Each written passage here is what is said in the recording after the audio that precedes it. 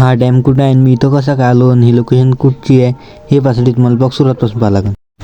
जय श्री बांधू मी तर आज आमचा मित्रीचा प्लॅन झाला तर डॅमवर जायचा. तर आता सगळेजण जमा झाला आणि तिघच जण चाललो. तर भावना आता पोहोचलो आम्ही मस्त डॅमवर. आता मस्त आम्ही गाडी पार्क करू आणि डॅमवर वाले इंजिनियर साहेब आले आहे कन्स्ट्रक्शन साईटवर कन्स्ट्रक्शन चेक करायसाठी. तर आम्ही पोचलोय बा डॅम दाखवतो आपण आता व्ह्यू एन्जॉय करू इच्छा.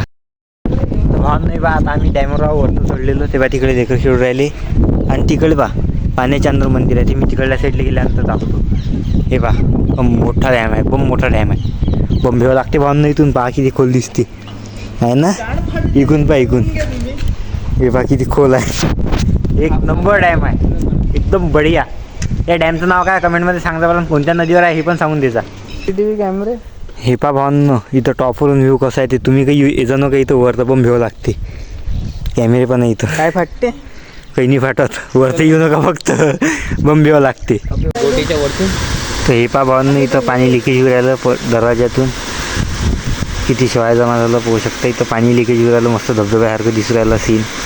एक नंबर सीन आहे. मग भावनं हे पोहू शकता. याच्या अंदर मस्त धरणाच्या अंदर इथं मंदिर आहे शंकरजीचं मंदिर आहे. तिथे त्रिशूल वगैरे आहे. एकदम बढिया व्ह्यू आहे. तर मग भावनं डॅमहून आलो घरी. तुम्हाला याचा ब्लॉग कसा वाटला कमेंटमध्ये नक्की सांगा. आणि जर सावंग्याची पब्लिक जर आपले ब्लॉग पाहत असाल तर डॅमचं नाव काय कमेंटमध्ये नक्की सांगा. तुम्हाला ब्लॉग कसं वाटते हे पण सांगा. जर तुम्हाला ब्लॉग आवडत असेल तर लाईक करा. नसेल आवडत तर फॉलो करा. धन्यवाद. भेटू पुढच्या ब्लॉगमध्ये. बाय.